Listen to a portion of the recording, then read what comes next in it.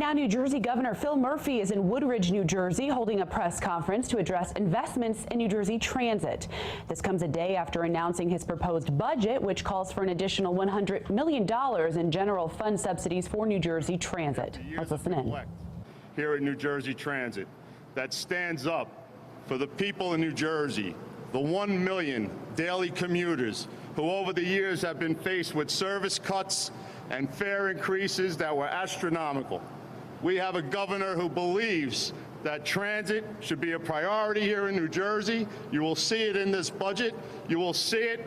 You will hear about it from the workers here at New Jersey Transit who are talking to our commuters, who are talking about getting our Assembly and our Senate to get on board and to pass this budget, a budget that secures jobs, that keeps fares stable and keeps our trains and buses rolling for our 1 million daily commuters. And it's no bigger fan of New Jersey Transit than our governor, and I'm about to introduce him right now, our governor of the great state of New Jersey, Governor Phil Murphy.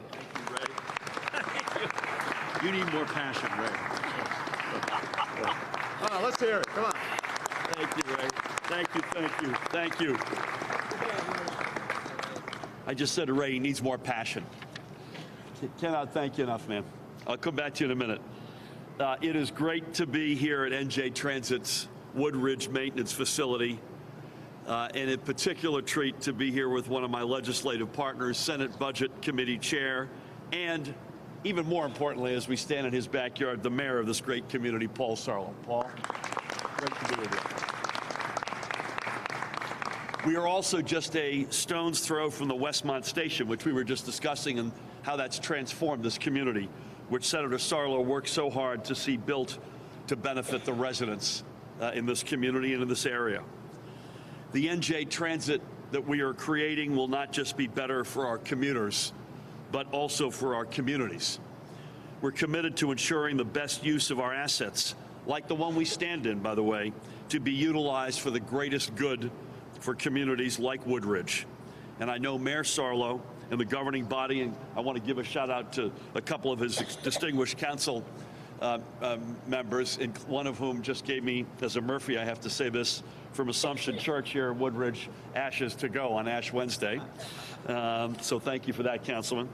But to him and members of the council here at Woodridge are also committed, as we are, to such a vision. I'm incredibly honored to be joined as well by Assemblymen Gary Scher and Clinton Calabrese. Guys, thank you very much for being here. It means a lot that you are with us. We're also honored to be joined by Transportation Commissioner and, importantly, the chair of NJ Transit's board, Diane Gutierrez-Scacchetti. Diane. And NJ Transit's executive director, Kevin Corbett, is in the house. So, Kevin.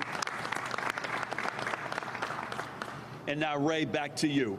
God bless you and thank you for that great introduction. I know when I walk into that chamber, whether it's a State of the State or a budget address, I already know kind of where you're going to be. And I look up at you in the rafters, and it means a lot that you're there. I thank you personally, but also the men and women of the ATU and all the brothers and sisters of organized labor, part of the NJ Transit family, both with us today and beyond. As well as clearly for all the work you are doing to help us restore NJ Transit. We've had this conversation, Ray and I have had this over time. Jerome Johnson of SMART as well has had the conversation, and that is that even in the darkest days when the state funding was gutted, the management wasn't right, the safety requirements from the federal government weren't being met, the engineering classes and the bus operator communities were dwindling. Every day, day in and day out, the men and women came in to work and gave it everything they had.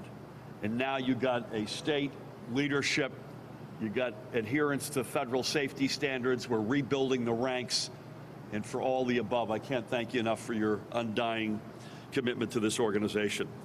So as Ray said yesterday, we unveiled a budget built in large part around our commitment to investing in NJ Transit. An investment in NJ Transit is an investment in building a more secure middle class, in making us more competitive and in strengthening our future. NJ Transit is a critical part of our blueprint for the middle class. This commitment to our commuters, I think we have it on a bar chart here, totals, Jana, I want to thank you as well for being here representing commuters.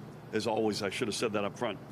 This commitment to our commuters totals $407.5 million in our proposed budget, which is a $100 million year-over-year increase in our general fund support. Importantly, this investment means we can continue to put NJ Transit on a firmer financial footing. It will also allow NJ Transit to end the $75 million in diversions, in addition to that, along with providing $25 million in new direct support. This means we'll be able to make our investments go further and do more for our commuters. Last year, commuters didn't shoulder a fare hike, and if this proposed investment is passed by the legislature, they won't see one this year either.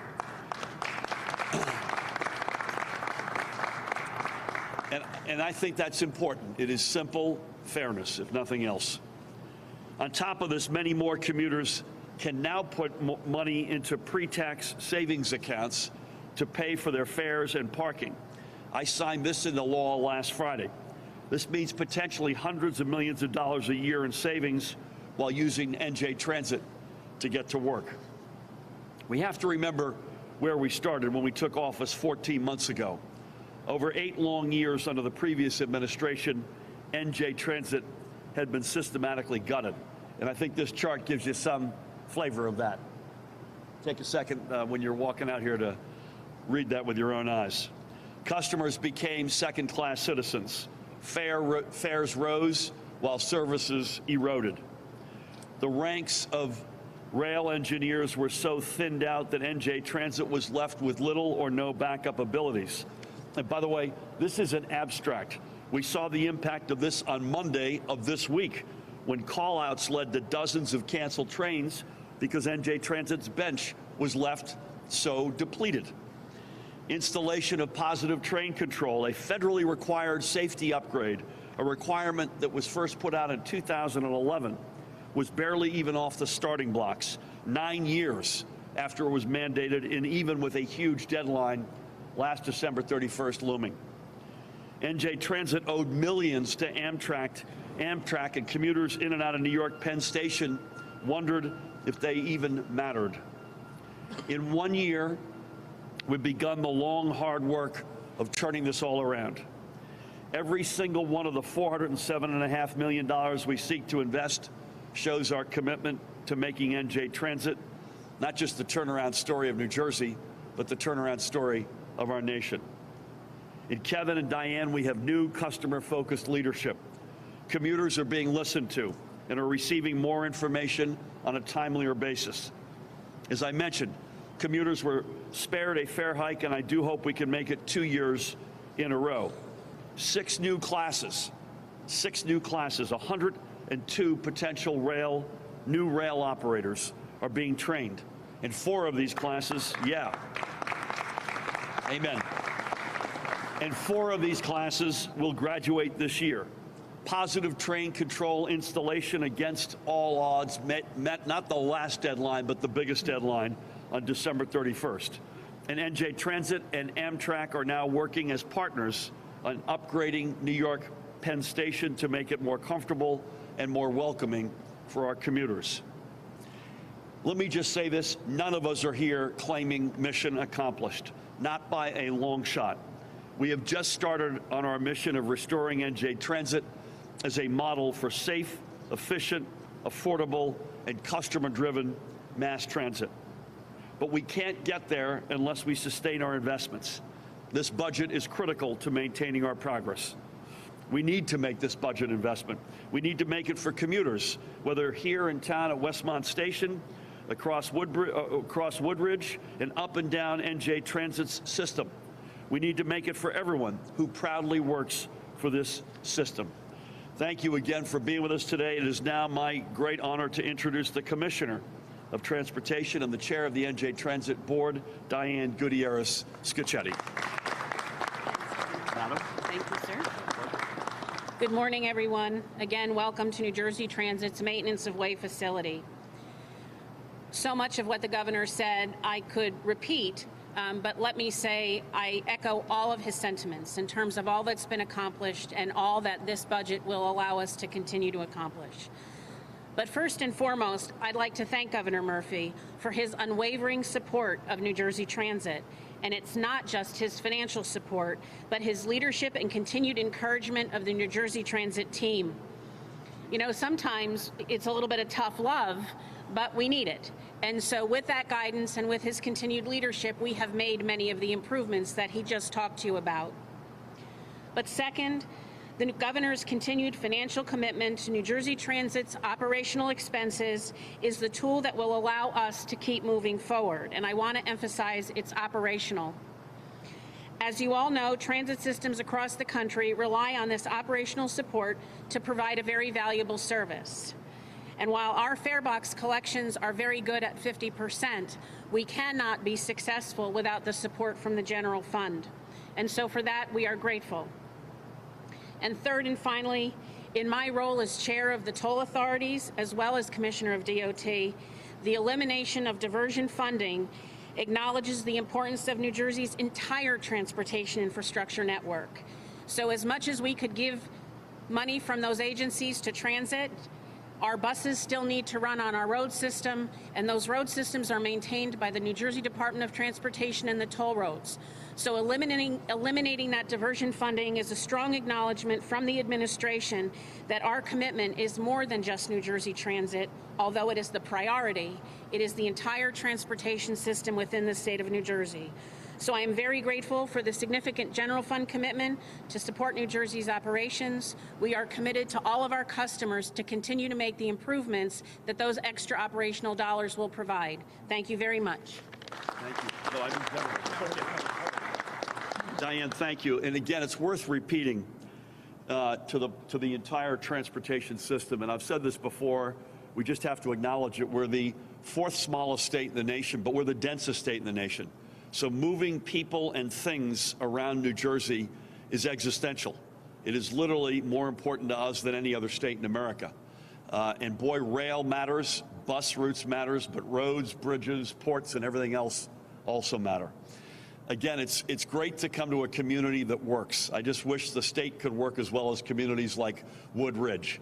And there's a guy here with us who I want to bring up for a few words who sees almost uniquely the reality in our state as a senator and the chair of the Budget Committee, but also as an exceptional mayor, joined by a couple of members of his distinguished council today. My honor to bring up for a few words Mayor and Senator Paul Sarlo.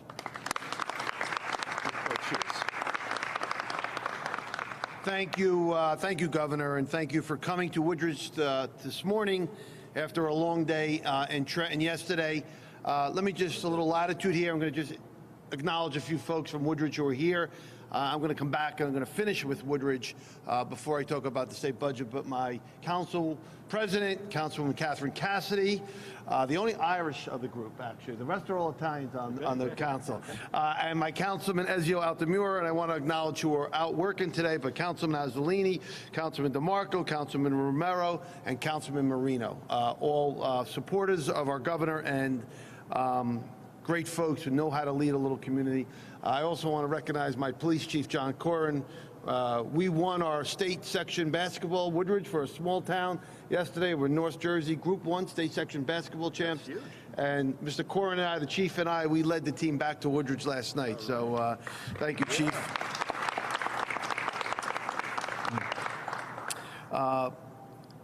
And I also want to thank everybody else who was extended here. I see my borough attorney and Chris Island, my manager and chief of staff. Let me come back to Woodridge in a moment. Let me just focus for a moment on what happened yesterday in Trenton. I believe yesterday was a good day for the state of New Jersey. It was a great way to start off a budget process. And I think you heard that from my colleagues, even my colleagues on the other side of the aisle. The governor presented a blueprint for New Jersey that gives all of us a very good starting point. And the governor acknowledged no budget ends up how it's introduced. But let me tell you, we got a really, really great starting point. I've been the chairman of the Senate Budget Appropriations Committee now for 10 years, and this is probably the best starting point that I have seen in 10 years. So that's a credit to you, Governor. And I just want to acknowledge we're here at New Jersey Transit today and why this is so important, and I'll segue why it's important to my community. We touched upon these diversions. Quite frankly, I've been part of them over the years as well. Diversions are budget gimmicks, quite frankly. And the governor began the process of saying, let's stop these gimmicks and stop the diversions. And one of the biggest diversions has been we have diverted money from other transportation agencies and authorities. Taking money from the Jersey Turnpike Authority, from the trust fund, to fund New Jersey Transit. That's not fair to the people, the folks who work here in New Jersey Transit, to the leadership in New Jersey Transit, and to the folks who use New Jersey Transit. So in a big way, we said to New Jersey Transit, we're making a significant investment and we're stopping the diversions, and we're going to fund this from the state of New Jersey, from the general fund. I thought that was tremendous yesterday. And in addition to the stopping diversions, there's an additional $25 million. We have $100 million of state funds coming towards New Jersey Transit. Very significant, Governor. Thank you for that. Thank you. So why it's so important to be standing here with the governor, my good friend, Commissioner of the Department of Transportation, and Mr. Corbett, our Executive Director. Why it's so important? Because over the years, and I've been doing this for a long time, as the mayor of the borough of Woodridge, you can never get the leadership of any governor or any folks who involved with our transportation from New Jersey Transit to partner with your communities. I went alone here at this facility, not this particular facility, but my train station, because I did not have the ability to partner for the vision of what I was trying to accomplish here in Woodridge. Woodridge is a small little single-family home residential community on the other side of the hill. We have a 150-acre industrial tract that resided here. That when I took over, quite frankly, it was worth $19 million. Today, because of the investment that we made as a community, we're now $300 million plus. And because we went alone and had to go out and build our own train station here. That's not going to happen in the future with the leadership behind me, because they realize an investment in New Jersey Transit is an investment not just in the ridership, but an investment in our community. And that's why I am so excited. So we're not done at this site. There's more work to be done, including future uses of this building and surrounding areas here. We're not done here, but it's significant that the governor today is the first day after the budget. His investment in New Jersey Transit and his future vision for New Jersey Transit is a partnership, not just with the riders, but the local communities. That never happened. In all the years I've been doing this as a mayor, that has never happened. So for me to be standing here with my governing body, knowing we're going to be able to partner with our transportation leaders as a mayor, as somebody who was born and raised on the other side of the hill in our little single-family home residential community, and we're creating a vision here of townhomes that are selling now for $600,000. Why are they selling for that? Because they can walk to a train station. When we're finished here, this is something all of us, this entire state of New Jersey, will be proud of what we've accomplished on a 150-acre tract. It's like a little peninsula off the town of Woodridge. And the governor is going to, for the next 8 years, Governor, I promise you that, he's going to fulfill and help me fulfill my final vision. So as the chairman of the Senate Budget Appropriations Committee, I'm excited to get this budget process started. I am excited. We have a great starting point. Very positive. My colleagues, I've spoken with my colleagues often today to the press. My colleagues are excited. I think we're all excited about moving forward now, working together collectively, the legislature working together with the executive branch, and moving forward to get to a budget that we could all be proud of and that invests in New Jersey Transit.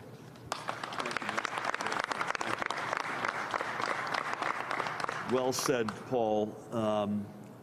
And there's no more important investment than NJ Transit. I mean, people say, tell us quick what you're all about. It's education and transportation, in case you're wondering. Those are the levers that we're pulling morning, noon, and night to make sure the state gets back on its feet and punches at the weight we know it can punch.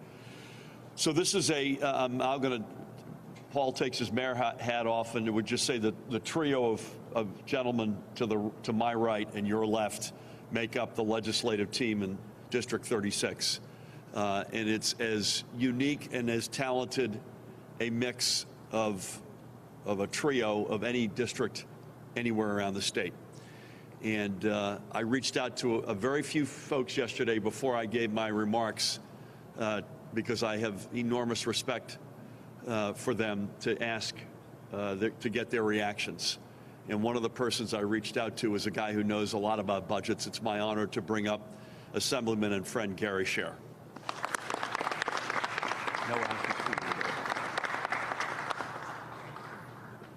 Good morning. The governor just reaffirmed that I'm not getting ashes today, but that's a joke, ladies and gentlemen. That's a joke.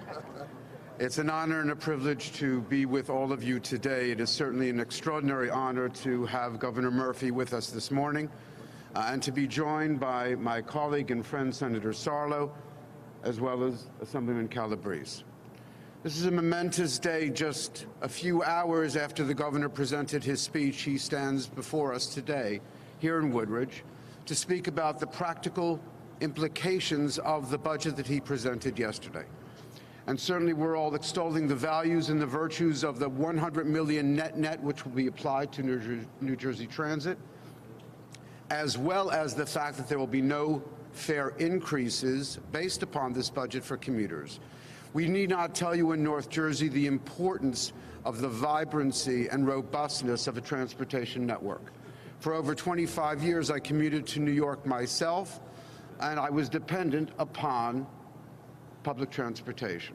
So this facility and this entire area, and Paul, we can't thank you enough in terms of your other role as mayor. The vision that you started, the vision that you've continued all these years has certainly paid off well and will continue to pay off under the leadership of Governor Murphy. The question is that, if you'll forgive me, is not only transportation, not only education, not only health, but all of the priorities that the state has before us. And there are so many different priorities, each one of which is so vital to the growth and the economy of this great state. The governor was very conservative, I believe, in his budget presentation yesterday. The size of the budget increase is minimal. We're taking care of debt. We're putting more money into reserves than has ever been done. But key to that focus also must be where is our additional funds coming to meet these obligations. And I join with a number of my other Assembly and I'm sure Senate colleagues in saying to the governor, you're right. There does need to be a millionaire's tax. The revenue generated is fundamental and important. As a member of the Assembly, I look forward to my Assembly Budget Committee working in tandem with Senator Sarlo and his Budget Committee to together craft a meaningful and important budget. There is work that needs to be done. Certainly that work is critical, and the role of both committees is fundamental. As the governor himself said yesterday, the budget that he presented is a starting point. But I would argue more than just a starting point. It has done so very, very much, and God willing will only accomplish more. Thank you so much, ladies and gentlemen. That was very unexpected. Yes, thank you. Gary, I appreciate your words, your support, your acumen on budget matters, and specifically your statement about the millionaire's tax. So God bless you and thank you.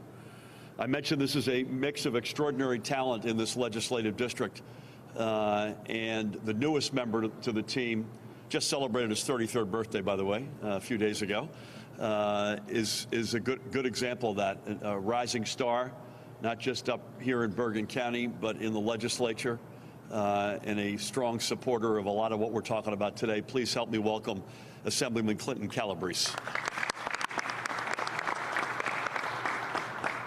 Thank you very much. And you don't have to sing me happy birthday. It's okay. 33. What am I doing? I'm really fortunate and blessed, actually, to have a great team. A cat. Oh, a cat. Just got off the train. I'm fortunate to have a great team around me with Senator Paul Sarlo, Assemblyman Gary Scher, and all my colleagues in the legislature. They've all been very great to me, and it's been a pleasure to work with them. But the governor's proposal to increase funding for the New Jersey transit system it's critical. It's a critical component to the state and our society, and it's literally the future. It's my future. It's my kids' future. As we move forward in society, we're going to need to pivot and move away from single occupancy vehicles, from gas-powered vehicles, and that's imminent. It's going to happen. And capital planning and funding for mass transportation, it's one of the first steps forward. And I'm just glad that we have a governor with the vision and the leadership to commit the funding and to do it. And I'm just very grateful to be here and be working with the legislator. Thank you very much. Well said. And by the way, it's for families like Clinton. We talk about education and transportation. We got to make sure we continue to be the state of choice for the folks who are both raising a family and working full time.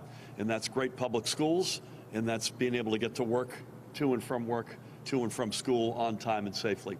I want to bring, before we take a couple of questions, I want to bring Mayor Sarlo back up for a quick moment. Come on down. Thank you, Governor. Governor, stand right here. I just wanted to remiss if I did not recognize these 4 young folks with us, because in this budget there's an investment in education because of the governor.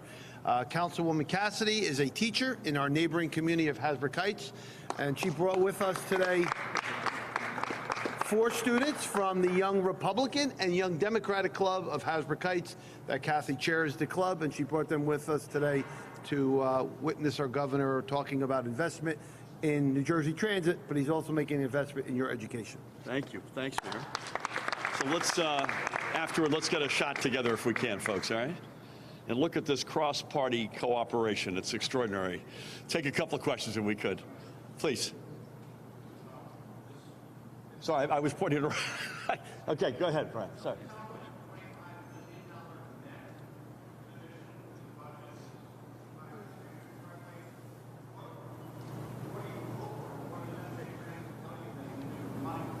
I'll leave it to Diane or Kevin to talk about that. But it's important to look at our transportation system holistically. And this really is, that's not a lie. It's $100 million more in direct fund support. And the 75 million of diversions that are no longer being diverted, that money didn't fly out a window. That money is still being put to use in our broader transportation network. I'll let Diane or Kevin come up and talk specifically. Kevin, give us a quick sense. Yeah, I think, basically it's following up on when we went to the legislature and the governor last year, the money we increased, we said we wanted to come back this year asking for more, and we had to show that we justified it by spending the money wisely last year. I think one of the things you see that aside from the obvious PTC, the various programs we have that'll be continuing aggressively this year, the hiring of engineers, the LETP classes, all that will be, following up on that to make sure we deliver. The other things are the implementation of the North Highland audit that we did and the recommendations that came out. Those are the kind of things that we'll be looking to add funding for. And among those are promises to, which Kevin, I know, will recommit to getting the Dinky and the Atlantic City lines open by May 24th. Yeah. But you can look at those bars. Those bars don't lie. That's real state support over the past number of years. These two and I, we'll start with Ryan, we'll go to the left. Go ahead.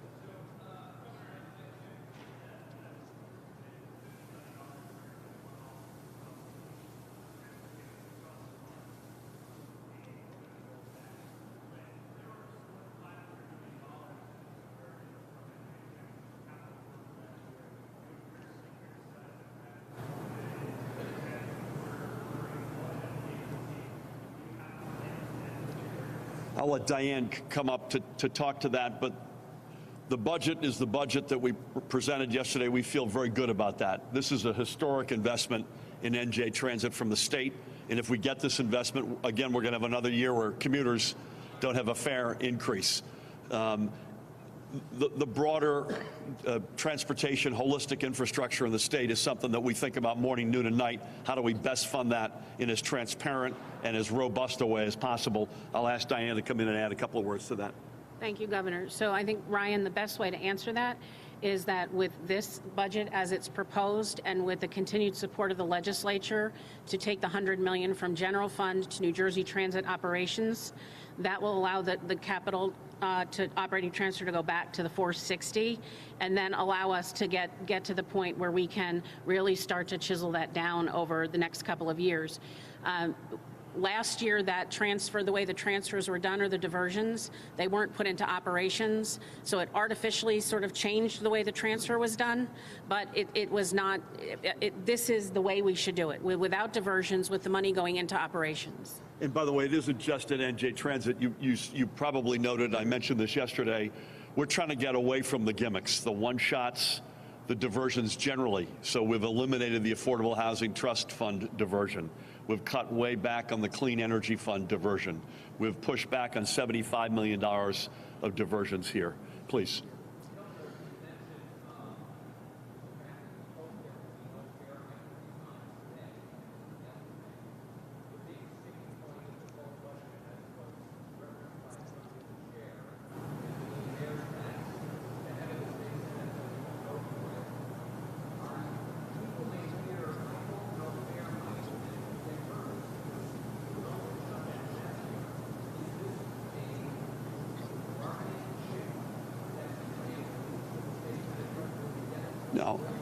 No.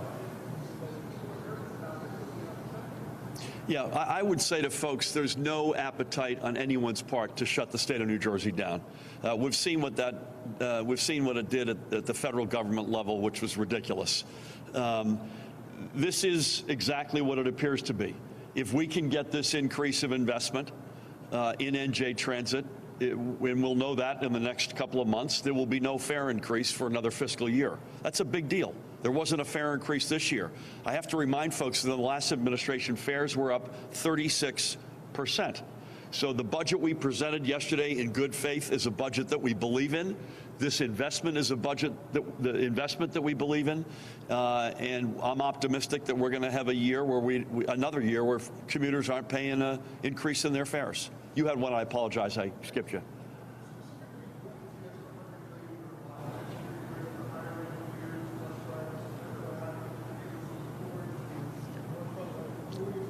So we can maybe offline at the end of this, Diane and Kevin can speak with you. I think what you heard from Kevin is more of the same, extending a lot of what we did last year.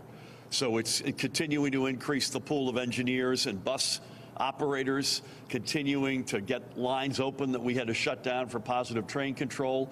We still have 2 more years of the final stages of positive train control.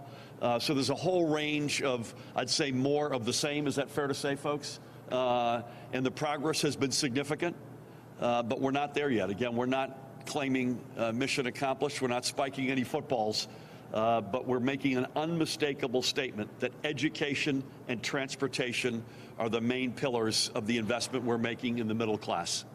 Please, Brenna.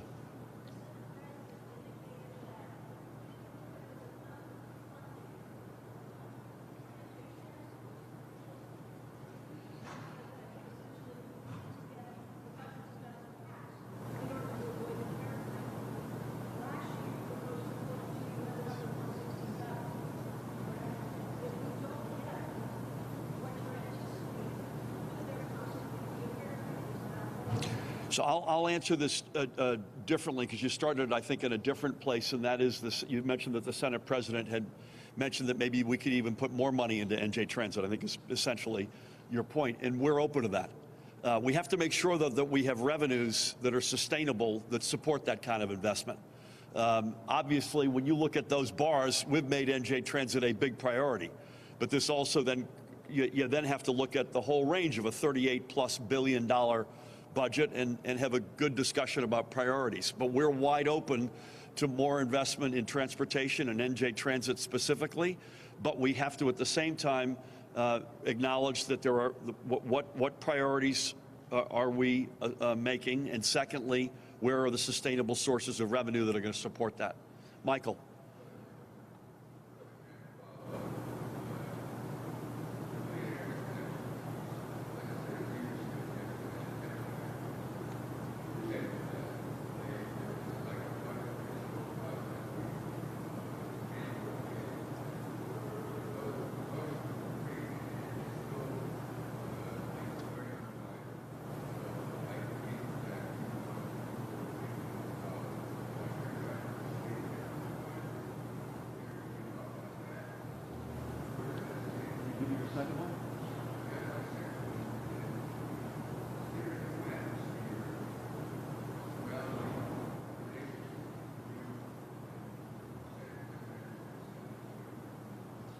Okay, so I believe in the budget we presented yesterday. It took a significant amount of effort to pull that together.